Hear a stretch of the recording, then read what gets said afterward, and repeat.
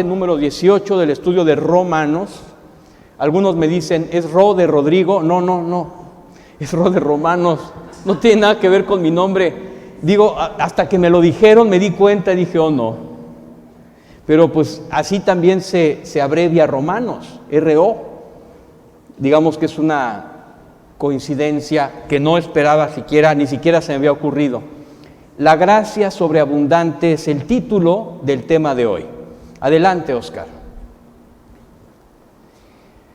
Parte 18, la gracia sobreabundante, introducción.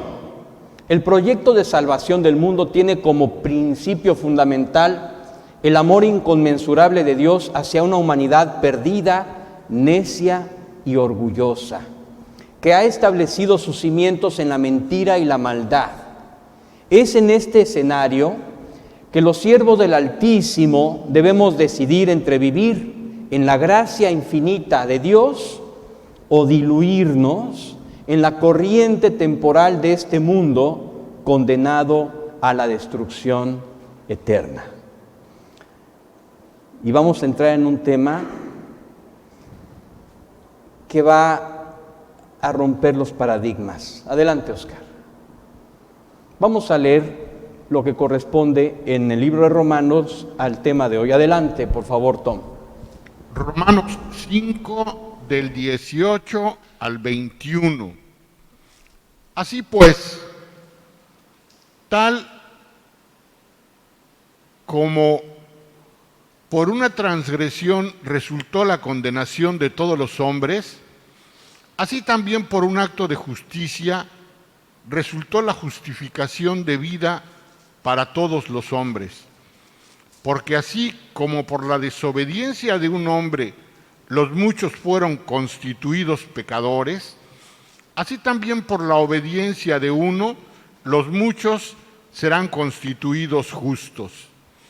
La ley se introdujo para que abundara la transgresión, pero donde el pecado abundó, sobreabundó la gracia, para que así como el pecado reinó en la muerte, así también la gracia reine por medio de la justicia para vida eterna, mediante Jesucristo nuestro Señor.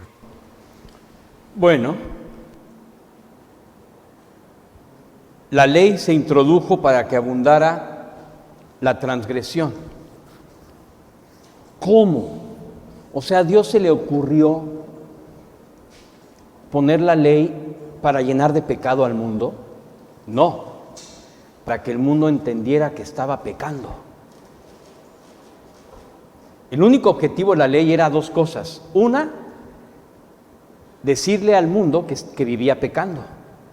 Y dos, que la gente entendiera que por medio de las obras de la ley nadie podría alcanzar la salvación.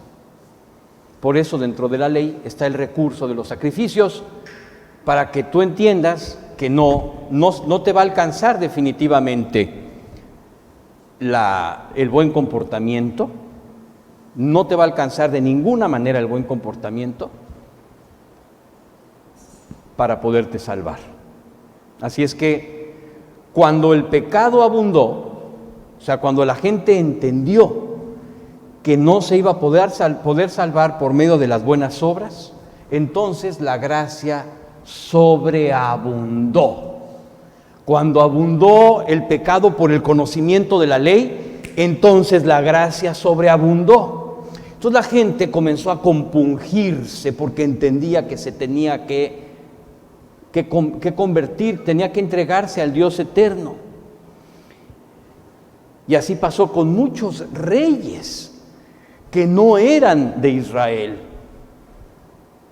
y que por ver al pueblo de Israel iban a conocer la ley del Dios de la tierra.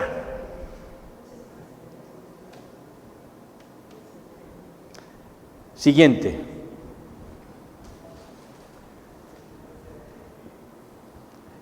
En el estudio de hoy profundizaremos en tres temas fundamentales. Número 1, la condenación. Número 2, la gracia sobreabundante. Y número 3, el avivamiento. Y vamos a ver cómo uno se deriva del anterior. Cada uno de ellos se deriva del anterior. Vamos a comenzar por el principio. Adelante, por favor. La condenación. Adelante. Tom. Juan 3, del 16 al 18. Porque de tal manera amó Dios al mundo, que dio a su Hijo unigénito, para que todo aquel que cree en Él no se pierda, sino que tenga vida eterna. Porque Dios no envió a su Hijo al mundo para juzgar al mundo, sino para que el mundo sea salvo por Él. El que cree en Él no es condenado, pero el que no cree ya ha sido condenado, porque no ha creído en el nombre del unigénito Hijo de Dios.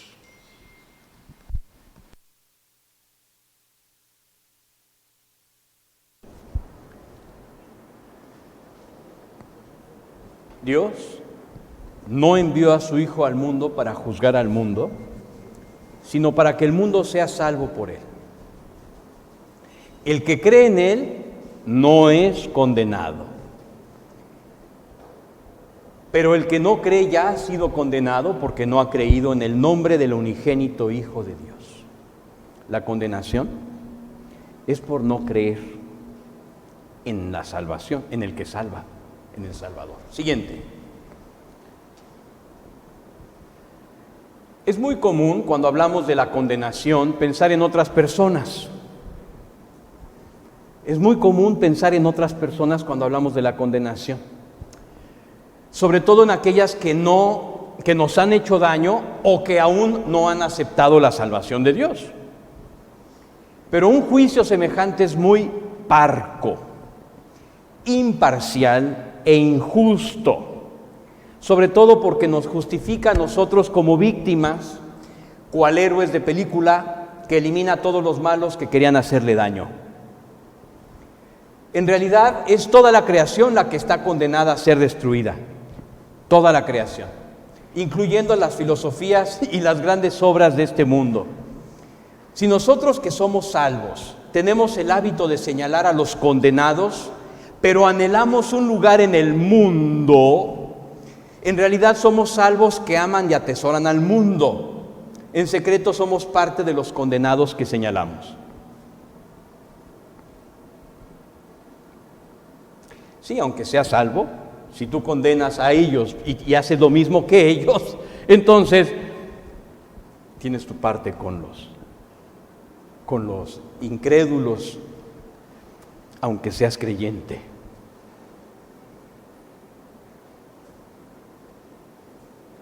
Siguiente. Vamos a leerlo. Santiago 4:4. Oh almas adúlteras, ¿no saben ustedes que la amistad del mundo es enemistad hacia Dios? Por tanto, el que quiere ser amigo del mundo se constituye enemigo de Dios. Bueno, aquí lo dice. Siguiente.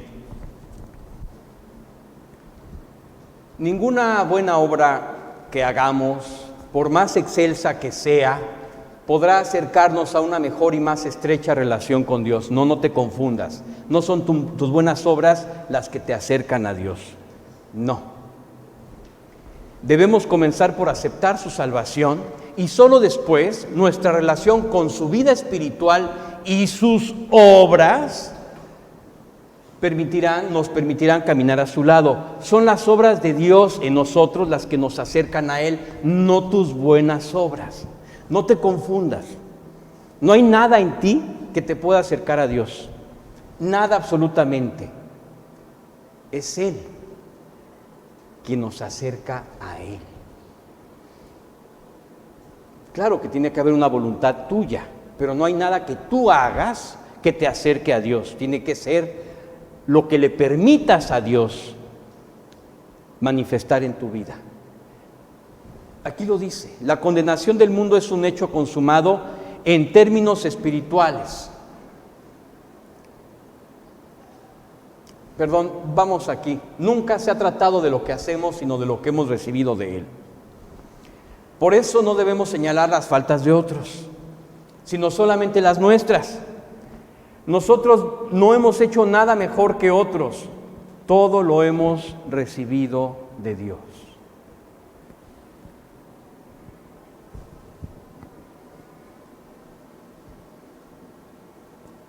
Que eres increíble, que leíste increíble hoy tu Biblia, esto es algo que Dios hizo en ti. Podemos celebrar quizás que hayas muerto a ti mismo y hayas decidido leer tu Biblia. Eso es lo que podríamos celebrar. Pero la buena acción, finalmente Dios la hizo. Y esto es el punto fundamental. La acción, las obras, vienen de Él y son para ti. Son tu herencia eterna. Lo vamos a ver. Decíamos que la condenación del mundo es un hecho consumado en términos espirituales, y en esta condenación todo lo que somos y hacemos deberá ser pasado por fuego. Todo lo que somos y hacemos será pasado por fuego. Todo lo que amamos del mundo será destruido para siempre. Todo lo que amamos del mundo será destruido para siempre.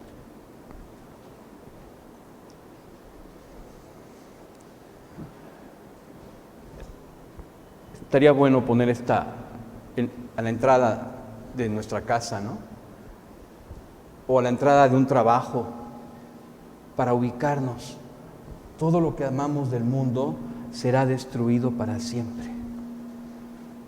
Solo prevalecerá lo que tu alma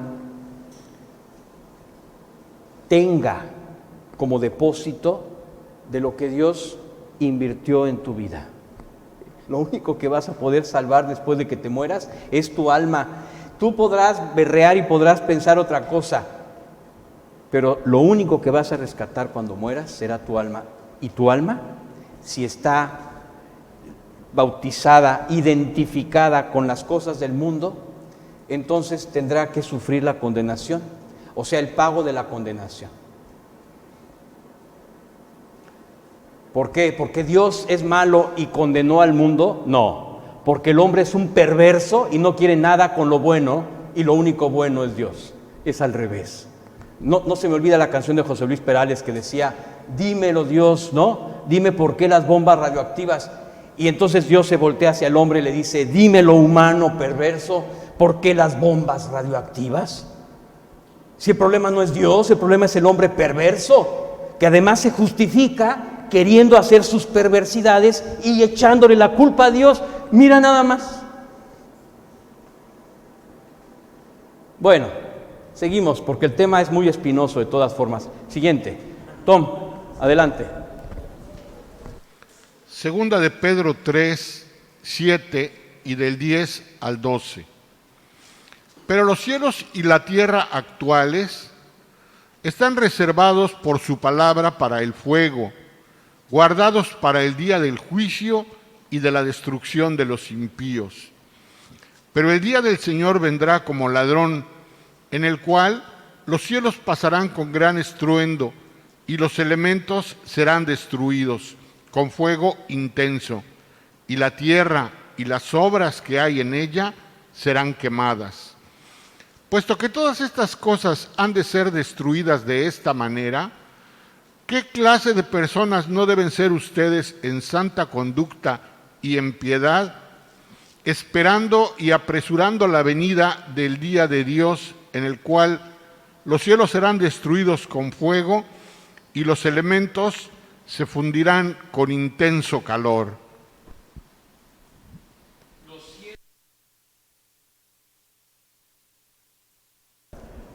Los cielos y la tierra actuales están reservados para el fuego, guardados para el día del juicio y la destrucción. Todo se va a destruir, todo está condenado, indefectiblemente se va a destruir. Los cielos serán destruidos por fuego y los elementos se fundirán con intenso calor. Oscar. La Escritura fue concebida y dictada por Dios para instruirnos y revelarnos los aspectos eternos que el Altísimo quiere desarrollar en nosotros. Nunca podremos dimensionar cada efecto colateral que la palabra de Dios genera en el creyente lector, en quienes comparten tiempo y vida con Él, con el creyente lector, pero tampoco en quienes son afectados y alcanzados al ser testigos ocasionales de su vida de obediencia. O sea, tu vida siempre está influyendo en todas partes. Tus decisiones influyen a la gente que te rodea. Están viendo cómo vives, cómo decides, qué piensas, qué esto, qué aquello. Y ellos están siendo de alguna u otra manera afectados, para bien o para mal, a través de tus decisiones. El propósito principal de esta instrucción es la prosperidad de nuestra alma. La salvación del alma es el propósito principal de Dios, y después de ser salvo, la instrucción por la palabra de Dios para lograr su prosperidad. La prosperidad es el objetivo del trabajo de Dios en tu vida. Que tu alma prospere, porque tu alma es lo que tendrás en la eternidad, y eso será tu casa y tu vestido. De tu alma correrá como una cortina, y tu alma tendrá todo el depósito y la inversión que Dios hizo en tu vida aquí y que tú permitiste a Dios hacer en tu vida aquí. Solo por la salvación de Cristo el alma podrá escapar de la condenación, no por obras. Oscar. Tom. Segunda de los Corintios 5, del 1 al 4. Porque sabemos que si la tienda terrenal, que es nuestra morada, es destruida, tenemos de Dios un edificio, una casa no hecha por manos, eterna en los cielos. Pues en verdad en esta morada gemimos, anhelando ser vestidos con nuestra habitación celestial, y una vez vestidos, no seremos hallados desnudos. Porque asimismo los que estamos en esta tienda gemimos agobiados, pues no queremos ser desvestidos, sino vestidos, para que lo mortal sea absorbido por la vida. Aquí está clarísimo que nuestra alma será finalmente lo que nos cubrirá, y será nuestro vestido y será nuestra morada. Así es, eternamente, para que lo mortal sea absorbido por la vida. Oscar. Bien, podrás tener muchos logros, muchos éxitos. Aquí tenemos ejemplos, muchas maestrías, el Premio Nobel de la Paz o el Premio Nobel de Física, diplomas, premios, el Oscar, aplausos, reconocimientos de toda índole, hasta tu muñeco de acción te hicieron y la venden en las tiendas. Tus posesiones más preciadas de arte o de lo que fuere, podrás tener todos los reconocimientos que quieras. Todo esto, Oscar, todo esto se quemará. Todo. De hecho, Oscar, los cielos y la tierra, dice la Escritura, indefectiblemente serán destruidos también. Todos los elementos. Oscar. Tom. Primera de los Corintios 3, del 10 al 15. Conforme a la gracia de Dios que me fue dada, yo, Como sabio arquitecto puse el fundamento y otro edifica sobre él. Pero cada uno tenga cuidado cómo edifica encima, pues nadie puede poner otro fundamento que el que ya está puesto, el cual es Jesucristo. Ahora bien, si sobre este fundamento alguien edifica con oro, plata, piedras preciosas, madera, heno, paja, la obra de cada uno se hará evidente, porque el día la dará a conocer, pues con fuego será revelada. El fuego mismo probará la calidad de la obra de cada uno. Si permanece la obra de alguien que ha edificado sobre el fundamento, recibirá recompensa. Si la obra de alguien es consumida por el fuego, sufrirá pérdida. Sin embargo, él será salvo, aunque así como a través del fuego. Así como a través del fuego no significa como piromaníaco, sino de panzazo, como decimos coloquialmente aquí, ¿no? Cuando pasas el examen de panzazo, pero finalmente salvo. Bien, oro, plata, piedras preciosas, son los únicos 3 elementos eternos que no sucumbirán por el fuego. El oro hace referencia a la fe. Vuestra fe mucho más preciosa que el oro, dice que debe ser probada con fuego. La plata se refiere a la obediencia de la palabra de Dios, a la vida en la palabra de Dios. Y las piedras preciosas es el cargo por las almas. Estos son los únicos 3 elementos que van a trascender a la eternidad. Pero hay otros 3 que son la madera, Óscar, el heno y la paja o las hojarascas. Me voy a explicar. La madera intenta imitar las obras de fe y la obediencia a la palabra. Es una imitación de la fe, pero es de madera. Se va a quemar porque el fuego probará cada obra. Y todo lo que hagamos queriendo imitar lo que es lo verdadero, se quemará. El heno es todo aquello que amamos del mundo, que no necesariamente puede ser pecado, puede ser una música que te guste mucho, es heno, es humo, vanidad, humo, se va a quemar, que le vayas a un equipo a otro, humo, se quemará. Es todo lo verde, todo lo que es verde, que no tiene pecado en sí, pero que no nos lleva a nada. Esto, si tú pones lo verde en el fuego, generalmente lo verde hace mucha humareda. No tanto prende el fuego, sino hace humo y humo y humo y humo.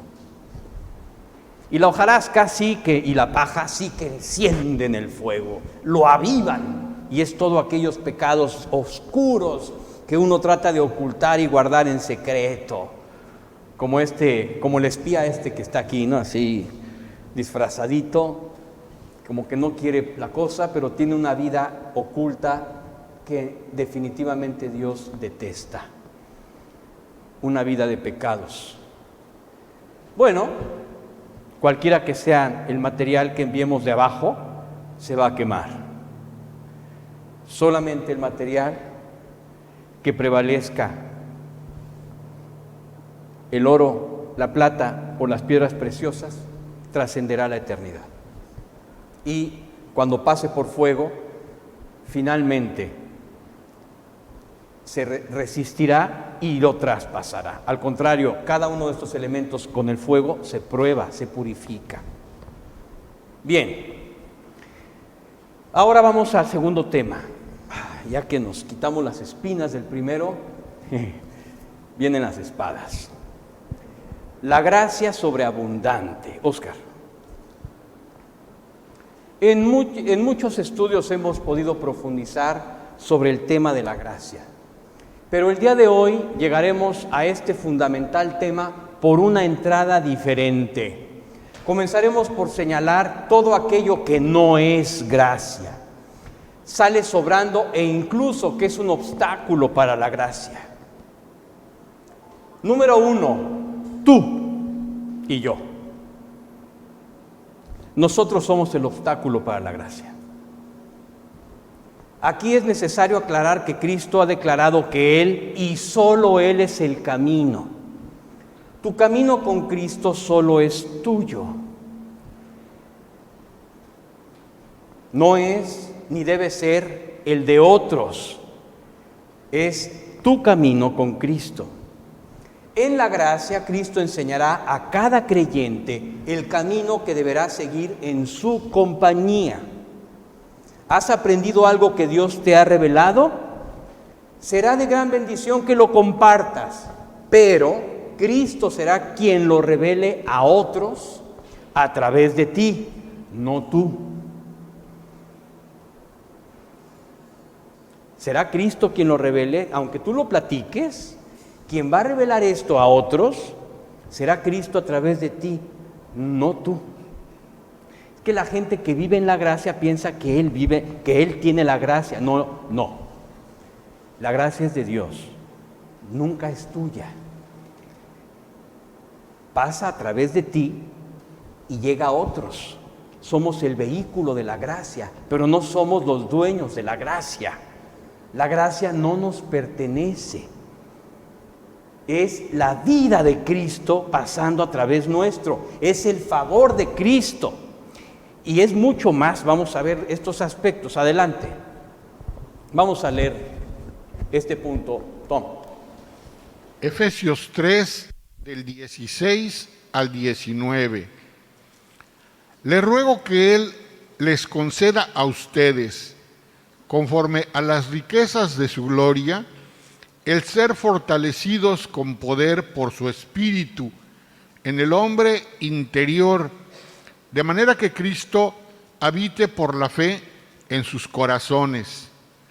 También ruego que, arraigados y cimentados en amor, ustedes sean capaces de comprender con todos los santos cuál es la anchura, la longitud, la altura y la profundidad, y de conocer el amor de Cristo que sobrepasa el conocimiento, para que sean llenos hasta la medida de toda la plenitud de Dios. Hasta que sean llenos de la medida de toda la plenitud de Dios. Comprender, que tengamos capacidad de comprender cuál es la anchura, la longitud, la altura y profundidad, y poder conocer el amor de Cristo. Esto es algo personal. Perdóname, yo no te lo puedo revelar. No. Yo te puedo hablar de mi experiencia, pero al hacerlo será Dios quien revele en ti lo que tenga que revelar.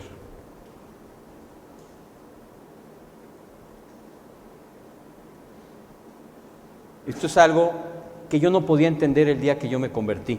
Cuando yo llegué a la reunión donde me hablaron de Cristo, llegó un ateo que además yo como ateo tenía como misión personal convencer de la inexistencia de Dios a otros. Esa era mi misión en la vida. Yo tenía 24 años y había estudiado muchísimo, y era el anhelo más grande de mi vida, seguir estudiando y preparándome para este objetivo. En aquel entonces mi profeta máximo era Carl Sagan, que era como el profeta moderno de la generación en la que yo vivía, y yo estaba pero completamente, y claro, Carlos Marx era como el Moisés, ¿no? Y esa era mi doctrina. Y por supuesto, los antiguos, Nietzsche era como Abraham, ¿no? Y muchos más.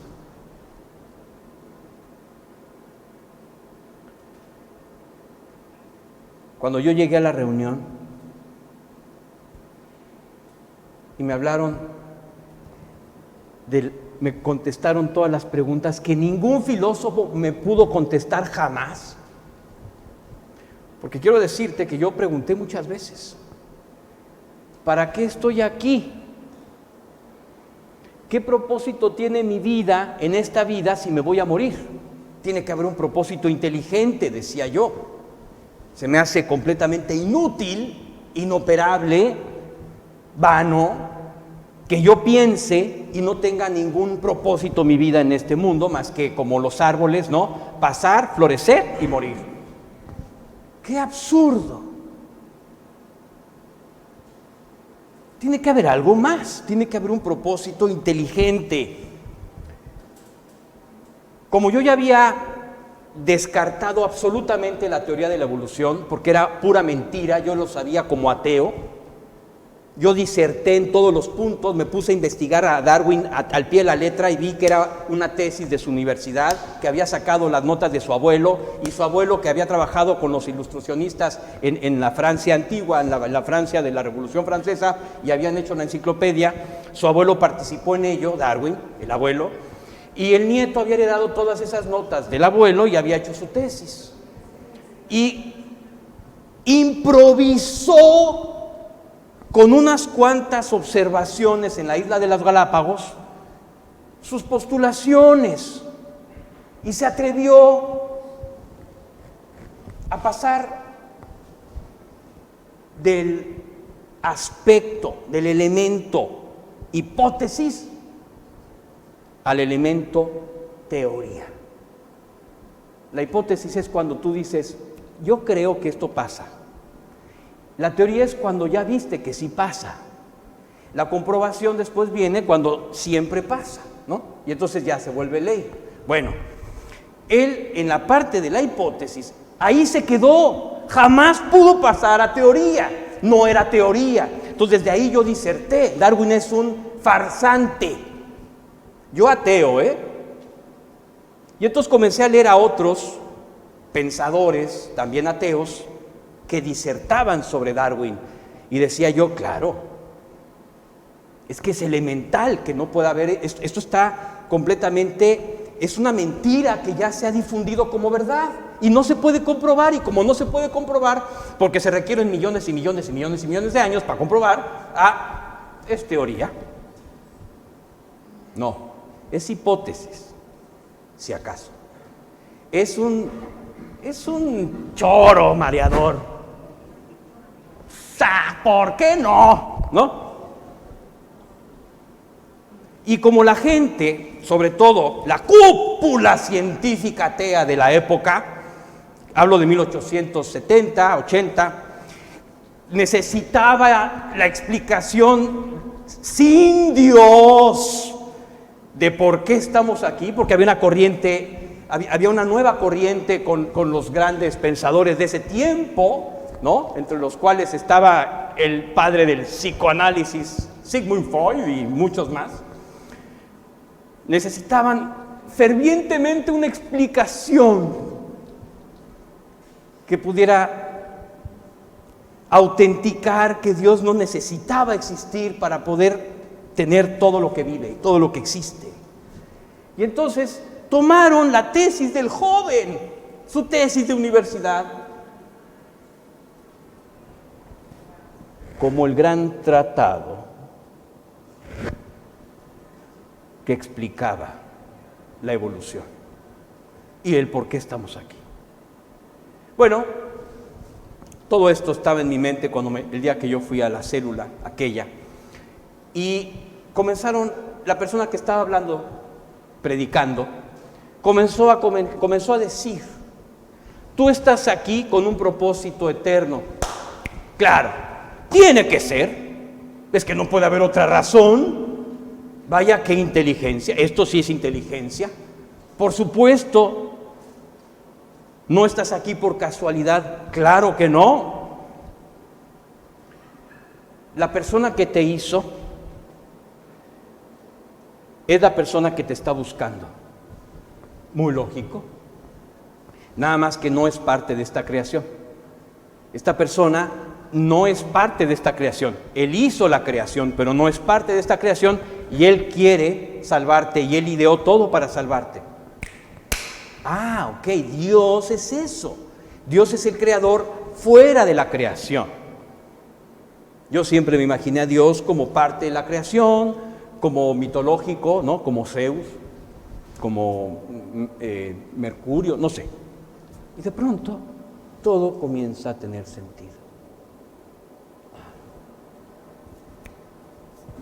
Claro. Y es cuando definitivamente entiendo que yo necesitaba tener una relación personal con ese Dios que había hecho todo lo que yo necesitaba para salvarme. Oscar, esta verdad, la gracia, depende de ti, o sea, depende de Dios en ti, y solamente es para ti, como me fue revelada a mí en aquella experiencia cuando me convertí. Eso es algo personal que Dios te revela a ti. La gracia es para que tú camines con Cristo, tú, tu esposo, tu esposa, caminarán con Cristo, ellos con Cristo. Perdón, no hay tercios. No, Cristo camina contigo y con cada uno de ustedes. En mi familia, Dios es mi Dios. Y Belve también tiene una relación con mi Dios, pero es su relación con Dios. Y cada uno de mis hijos tiene su propia relación con Dios. No me interesa, y nunca ha sido mi propósito, que ellos crean en el Dios de su papá. Yo quiero que ellos crean en el Dios de ellos. O sea, en el Dios que ellos mismos descubrieron y quieren que los guíe. El mismo Dios que tengo yo, ahora es el Dios de Monse desde hace algunos años y también el Dios de Samuel. Pero no es, mi fe los va a abrazar a todos, no. Mi relación con Cristo solo es mi relación con Cristo. La relación de mi esposa con Cristo solo es la relación de mi esposa con Cristo. Y cada uno de mis hijos también tiene su propia relación con Dios. Y es que queremos nosotros como a veces abarcar a varios, ¿no? O sea, tenemos que hacer esto todos. No, ora para que cada quien se convenza de lo que tiene que hacer con Dios. Porque la relación limpia con Cristo es tuya y no puedes meter las manos al fuego por nadie. Cuida tu vida, la tuya, y ora por los demás. Pero tu relación con Cristo solo es tuya.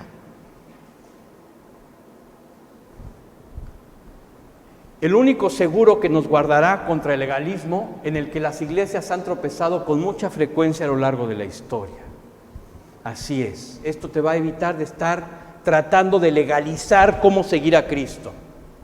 No, a Cristo solamente se le puede seguir por esta línea, nada más por aquí. No, tú no puedes seguir a Cristo por acá y tampoco lo puedes seguir por aquí, síganme. Yo no debo hacer eso. Es Dios quien te va a decir a ti el camino que debes seguir contigo. Esto es muy importante, porque durante siglos muchas iglesias han tropezado con un legalismo exacerbado y trazando un solo camino eclesiástico. A ver, todos los eclesiásticos por aquí, y no se pueden salir del carril. Espérame, ¿y Dios? ¿Y la gracia? ¿Y mi relación con Cristo? Entonces, vamos a profundizar. No, doctor, no. Eso, gracias, Oscar. Serán la honestidad y carácter las virtudes clave que nos permitirán ser guiados por el camino personal con Cristo, al lado nuestro, en el plan que Él ha diseñado para cada creyente en lo individual. Número 2, ya el número 1 somos tú y yo, acuérdate. Número 2, reglas y normas, a donde queríamos llegar, y el 3 también. En la dimensión de la gracia no existe lo que se tiene o se debe hacer. De hecho, las reglas y las normas son diametralmente lo contrario a la gracia. Dios revela en su palabra que la gracia es precisamente el fruto de la liberación de la esclavitud de la ley. Podemos así seguir a Cristo en la plena libertad de la gracia. Vamos a leerlo, Oscar. Tom. Gálatas 5:1. Para libertad fue que Cristo nos hizo libres. Por tanto, permanezcan firmes y no se sometan otra vez al yugo de esclavitud.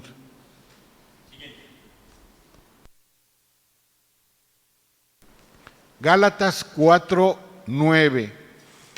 Pero ahora que conocen a Dios, o más bien que son conocidos por Dios, ¿cómo es que se vuelven otra vez a las cosas débiles, inútiles y elementales, a las cuales desean volver a estar esclavizados de nuevo?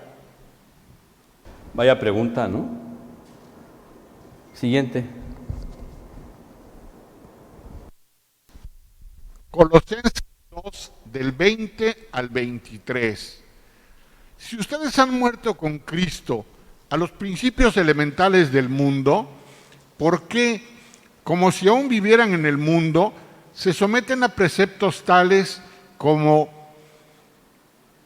no manipules, no gustes, no toques, todos los cuales se refieren a cosas destinadas a perecer con el uso, según los preceptos y enseñanzas de los hombres? Tales cosas tienen a la verdad la apariencia de sabiduría en una religión humana, en la humillación de sí mismo y en el trato severo del cuerpo, pero carecen de valor alguno contra los apetitos de la carne. Oscar. Definitivamente. Siguiente. Romanos 6, del 12 al 14. Por tanto, no reine el pecado en su cuerpo mortal, para que ustedes no obedezcan a sus lujurias, ni presenten los miembros de su cuerpo al pecado como instrumentos de iniquidad, sino preséntense ustedes mismos a Dios como vivos de entre los muertos, y sus miembros a Dios como instrumentos de justicia, porque el pecado no tendrá dominio sobre ustedes, pues no están bajo la ley, sino bajo la gracia. El problema de esto, el verdadero problema es que podemos estar tratando de seguir a alguien, imitándolo, pero viviendo nosotros de forma hipócrita. O sea, hago lo que hace él, pero no lo vivo, pero no lo creo, pero mi relación con Cristo no está conectada como él sí puede estar conectado. El gran peligro es que en este punto nosotros queremos, me acuerdo la primera vez que una tía mía oró conmigo para recibir a Cristo, y la primera pregunta que me hizo fue: bueno, ahora dime qué sí puedo hacer y qué no puedo hacer. Así fue, acabando de orar. Le dije, bueno, lo que definitivamente debes hacer es amar a Dios con todo tu corazón, y Él te va a mostrar lo que acabas de preguntar. Es algo que Él te va a tener que revelar y no yo. Y si tú fuiste honesta con Cristo y le pediste perdón y Él verdaderamente es tu Señor ahora, Él te va a mostrar lo que debes hacer y lo que no debes hacer. Porque la relación es personal. No hay un camino trazado distinto a Cristo. Y nosotros somos expertos en definir caminos y normas diferentes a Cristo, que se parecen a Cristo, que tienen todo el matiz de Cristo, pero no son Cristo. Porque solo Cristo puede guiar aquí a cada uno de nosotros, a ti y a mí. Siguiente. Número 3. Modelos conceptuales. Para quienes no saben qué son modelos conceptuales, patrones establecidos, modelos de familia, modelos de lo que tienes, la forma con la que deberías vivir. Dentro de los límites y parámetros de la moral definida en la Escritura, o sea, la moral definida en la Escritura, no vamos a cuestionar la moral de la Escritura, esa no puede ser cuestionada, dice ahí, de ninguna manera debe ser cuestionada. Cada familia de creyentes tiene la libertad de establecer y seguir con la guía certera de Cristo un modelo de matrimonio y familia conveniente para ellos. Muchos matrimonios sufren porque intentan imitar a otros modelos que no corresponden a su fondo, convicciones o hábitos. No te tienes que parecer a la esposa del pastor, si no, sácale. ¡Qué abominación!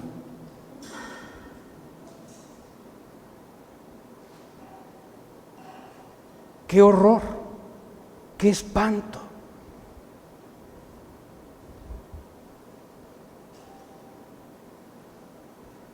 Es que así no es. Por eso Cristo es tuyo, es personal, es el camino contigo. Él te va a mostrar, es uno contigo. Muchos matrimonios sufren porque intentan imitar otros modelos que no les corresponden. En la libertad de la gracia divina, Dios nos guiará sin duda a encontrar la mejor manera de formar el carácter amoroso de Cristo en el matrimonio, en la familia y en la crianza y educación de los hijos. Como con cada creyente, Dios guiará a cada matrimonio o familia al plan perfecto para desarrollarse. Es Él quien se va a encargar. No es un patrón, no hay un patrón. Existe Cristo y Él hará uno contigo y te guiará por el camino. Cuidado con tratar de establecer patrones, porque muchos matrimonios y familias se cansan porque no alcanzan el estándar de lo que ven, aunque ellos no viven en la casa de las personas que tratan de imitar, ¿no? Porque ya si vivieran ahí verían otra cosa. Yo recuerdo un día que yo estaba estaba cerca de la casa de un pastor, de cierto pastor, y dije, bueno, lo voy a saludar. Y vi que no estaba su auto. Dije, bueno, pues voy a subir a su departamento y voy a tocar, a ver si a lo mejor se llevaron su auto a reparar o quién sabe, ¿no? Uno no sabe. Entonces, sin tocar el timbre de afuera, vi la puerta abierta y subí. Y le iba a tocar y de pronto oigo a la esposa de este pastor regañando a uno de sus hijos. Sí, vamos a ir al centro comercial, pero no te voy a comprar nada. Y ya no toqué. Y me fui corriendo, como si nunca hubiera subido ahí.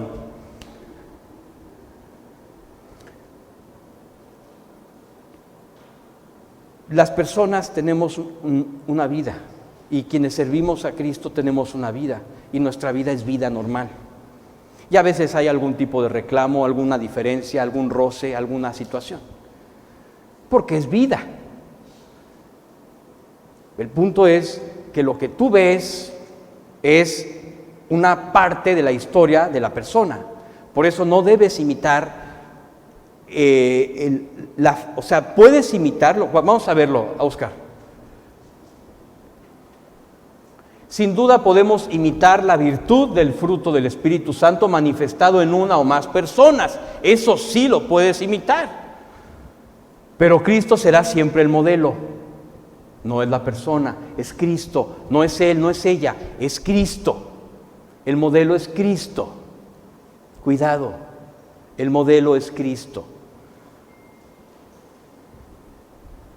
La gracia de Cristo en el núcleo de una familia de creyentes depende del trabajo de la gracia que cada uno de ellos hijos, esposa, esposo, que cada uno de ellos permite en su relación personal e individual con Cristo. Todos los papás quieren que sus hijos sirvan a Cristo como Él.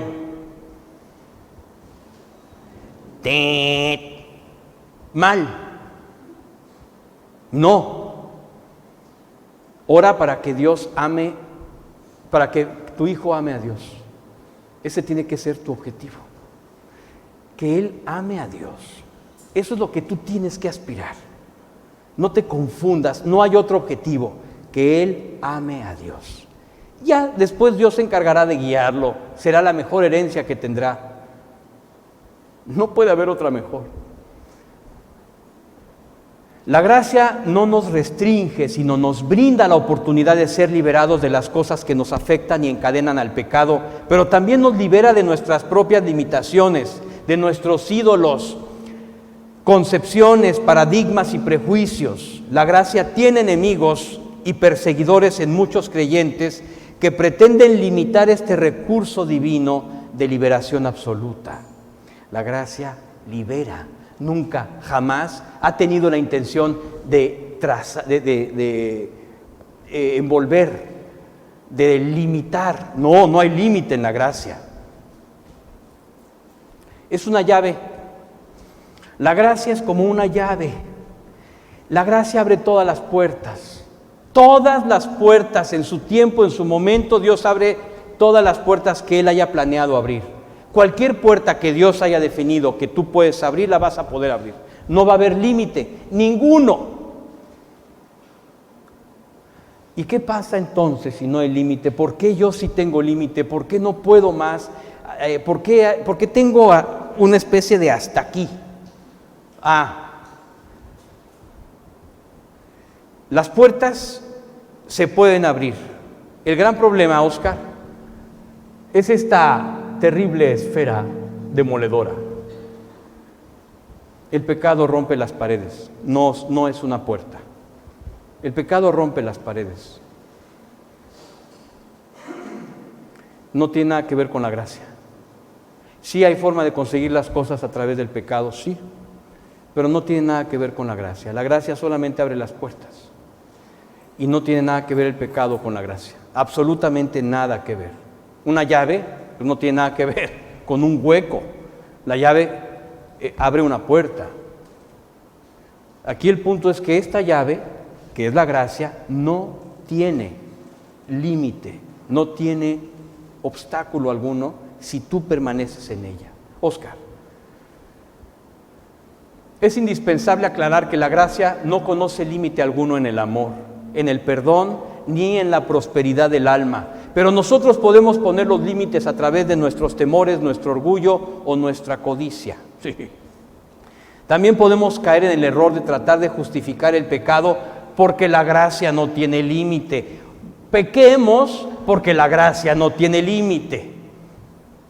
Este escenario está descrito en la palabra de Dios como un abominable libertinaje que niega así la santidad y la soberanía de Cristo. Esta era precisamente la doctrina de los nicolaítas mencionada en el capítulo del Apocalipsis, en el segundo capítulo del Apocalipsis. Así es. Que puedes pecar. La gracia es infinita. No. Ya hemos mencionado que somos nosotros quienes ponemos los límites a la gracia y el pecado es una forma de limitarla. Al contrario, el pecado elimina la gracia. Detiene la relación, la buena relación con Dios. Siguiente. Bien, vamos al último tema, el avivamiento. Adelante, Oscar. Tom. Salmo 80, del 14 al 19. Oh Dios de los ejércitos, vuelve ahora, te rogamos. Mira y ve desde el cielo y cuida esta vid, la cepa que tu diestra ha plantado y el hijo que para ti has fortalecido. Está quemada con fuego y cortada, ante el reproche de tu rostro perecen. Sea tu mano sobre el hombre de tu diestra, sobre el Hijo de Hombre que para ti fortaleciste. Entonces no nos apartaremos de ti. Avívanos e invocaremos tu nombre. Oh Señor Dios de los ejércitos, restáuranos. Haz resplandecer tu rostro sobre nosotros y seremos salvos. Así es. Vuelve ahora. Mira, cuida esta vid. Está quemada con fuego y cortada. Avívanos e invocaremos tu nombre. Restáuranos. Haz resplandecer tu rostro sobre nosotros y seremos salvos. Siguiente. A diferencia del erróneo concepto que se ha generalizado, el avivamiento no surge de un estado espiritual estandarizado para alcanzar un estado espiritual mayor. No. La Biblia no contempla un escenario semejante jamás. No existe un estado espiritual estandarizado. La Escritura contempla solamente un solo estado espiritual. En el ámbito divino no hay más espiritual o menos espiritual. El avivamiento no es pasar de un estado espiritual a un estado más espiritual. Consiste en pasar de un estado carnal a un estado espiritual. El estado carnal está claramente descrito en la Biblia. En términos conceptuales es el estado en el que viven todos los creyentes menos tú. Exacto. O sea, qué carnal, hijo. Entonces, qué carnal. ¿Y tú? Si tú estás juzgando, tú ya estás más carnal que el carnal. O sea, que ya son carnales los dos. Le puedes decir, ¿qué onda, carnal? ¿Qué onda, carnal? ¿Qué onda, carnal? ¿Qué onda, carnal? Porque ya son los dos carnales. Si tú juzgas a un creyente carnal, estás más carnal que el carnal. Siguiente. Tom. Primera de los Corintios 3, del 2 al 4. Les di a beber leche, no alimento sólido, porque todavía no podían recibirlo. En verdad, ni aún ahora pueden, porque todavía son carnales. Pues habiendo celos y discusiones entre ustedes, ¿no son carnales y andan como hombres del mundo? Porque cuando uno dice, yo soy de Pablo, y otro, yo soy de Apolos, ¿no son como hombres del mundo? Así es. Gran pregunta. Siguiente. Vamos a leer este también. Gálatas 5, del 16 al 21. Digo, pues, anden por el Espíritu y no cumplirán el deseo de la carne. Porque el deseo de la carne es contra el Espíritu y el del Espíritu es contra la carne. Pues estos se oponen el uno al otro, de manera que ustedes no pueden hacer lo que deseen. Pero si son guiados por el Espíritu, no están bajo la ley. Ahora bien, las obras de la carne son evidentes, las cuales son inmoralidad, impureza, sensualidad, idolatría, hechicería, enemistades, pleitos, celos, enojos, rivalidades, disensiones, herejías, envidias, borracheras, orgías y cosas semejantes, contra las cuales les advierto, como ya se lo he dicho antes, que los que practican tales cosas no heredarán el reino de Dios. Siguiente. Por favor, Tom. Primera de los Corintios 2, del 14 al 16. Pero el hombre natural no acepta las cosas del Espíritu de Dios, porque para él son necedad, y no las puede entender, porque son cosas que se disciernen espiritualmente. En cambio, el que es espiritual juzga todas las cosas, pero él no es juzgado por nadie. Porque, ¿quién ha conocido la mente del Señor para que lo instruya? Pero nosotros tenemos la mente de Cristo. Así es. Bien, aquí hemos visto una gran diferencia y un contraste mayúsculo entre los creyentes carnales y espirituales. Oscar, por favor. La lista de las manifestaciones de la carne que aparecen en la Escritura no pretende ser completa de ninguna manera. Llama la atención que comienza con la inmoralidad y además en sus tres modalidades. El acto en sí, a lo que denomina inmoralidad, el deseo transgresor, impureza, y el espectro carnal, sensualidad, el mood, el ambiente carnal, o el ambiente sensual, sexy. Enseguida abarca las dos dimensiones de la idolatría. Número uno, el recurso alterno de la fe, que es la idolatría, y la manipulación milagrosa, la hechicería.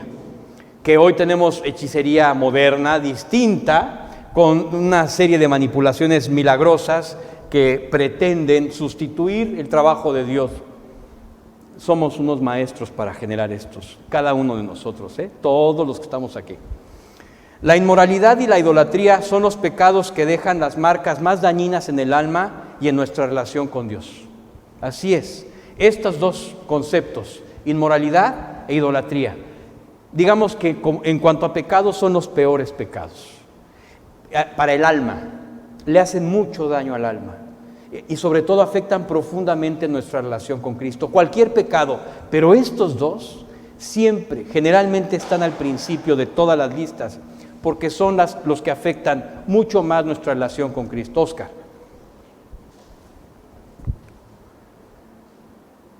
Oscar, gracias. En tercer lugar, se mencionan las principales variantes del conflicto. Número uno, el origen, enemistades, la pugna, pleitos, la afrenta, celos, el reclamo, enojos, el encono, rivalidades, la discordia, disensiones, el cisma, herejías y el odio, envidias. Por último, todas las variantes posibles de los excesos de la carne, como los vicios y los hábitos de estos, desde los más simples hasta los más radicales, borracheras, orgías y similares. Y lo que quieras. La lista es interminable. Siguiente.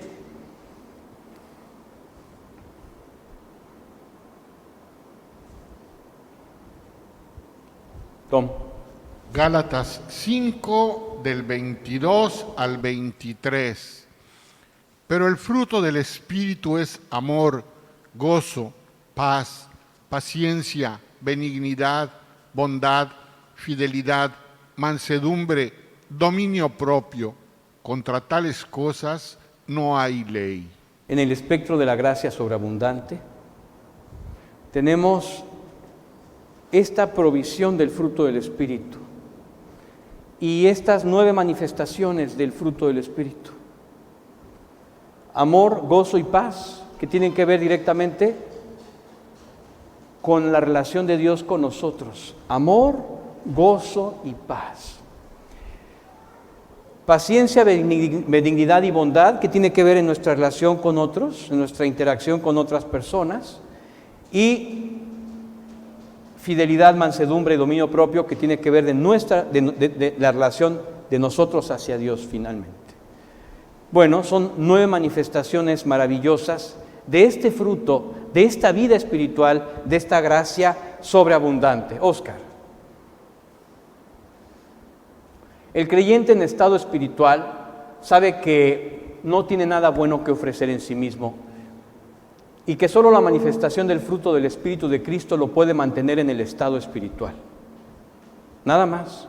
No se puede actuar el estado espiritual. El estado espiritual se manifiesta a través de una buena relación con Dios, nada más. Lamentablemente, el estado espiritual está permanentemente en riesgo de ser arrasado por nuestra implacable antigua naturaleza en todo momento.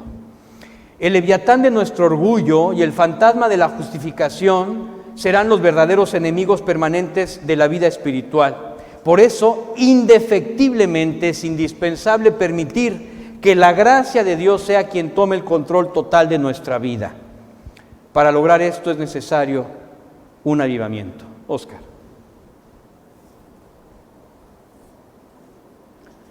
Para experimentar un verdadero avivamiento es indispensable seguir estos pasos. Número 1, orar, que Dios revele lo que puede estar afectando mi relación con Él.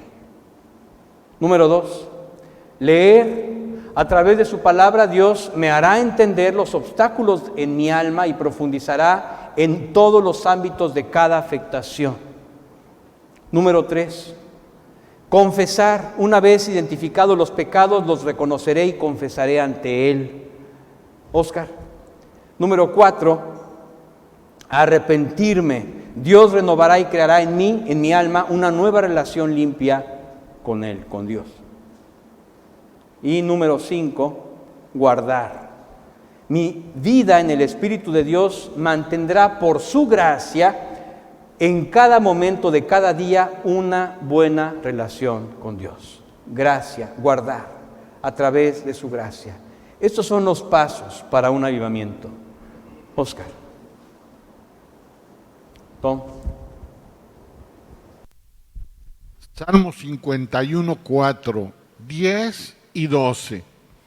Contra ti solo he pecado y he hecho lo malo delante de tus ojos, de manera que eres justo cuando hablas y sin reproche cuando juzgas. Crea en mí, oh Dios, un corazón limpio y renueva un espíritu recto dentro de mí. Restitúyeme el gozo de tu salvación y sosténme con un espíritu de poder. En este caso, David, que pecó, está arreglando su vida con Dios, el rey David, y confiesa su vida delante de Dios y le dice: contra ti solo he pecado, he hecho lo malo delante de tus ojos. Crea en mí, oh Dios, un corazón limpio y renueva un espíritu recto dentro de mí. Restitúyeme el gozo de tu salvación y sosténme con un espíritu de poder. Dios, ¿qué quiere de nosotros? Un avivamiento. Pasar de un estado carnal a un estado espiritual. No pasar de un estado espiritual a un estado más espiritual, no, de un estado carnal a un estado espiritual, en donde le permitamos a Él tener el dominio total de nuestra vida. Así es que esa es la esperanza que Dios nos ha dado. Adelante, Óscar. Conclusión, recuerda que si tienes el hábito de señalar a los condenados, pero anhelas un lugar en el mundo, en realidad amas y tesoras al mundo. En secreto eres parte de los condenados que señalas. Número 2, no olvides, la gracia nos restringe, pero nos brinda la oportunidad de ser liberados de las cosas que nos afectan y encadenan al pecado, pero también nos libera de nuestras propias limitaciones, de nuestros ídolos, concepciones, paradigmas y prejuicios. Y número 3, ten siempre presente que el estado espiritual está en permanente riesgo de ser arrasado por nuestra implacable antigua naturaleza en todo momento. Necesitamos un avivamiento. ¿Alguna pregunta? Vamos a nuestro último pasaje, Tom. Mateo 5:48. Por tanto, sean ustedes perfectos, como su Padre Celestial es perfecto. Dios cierra siempre en este estudio de Romanos con este pasaje, porque esa es la intención de la enseñanza. Esa es la intención de que nuestra alma prospere, hacernos como Cristo.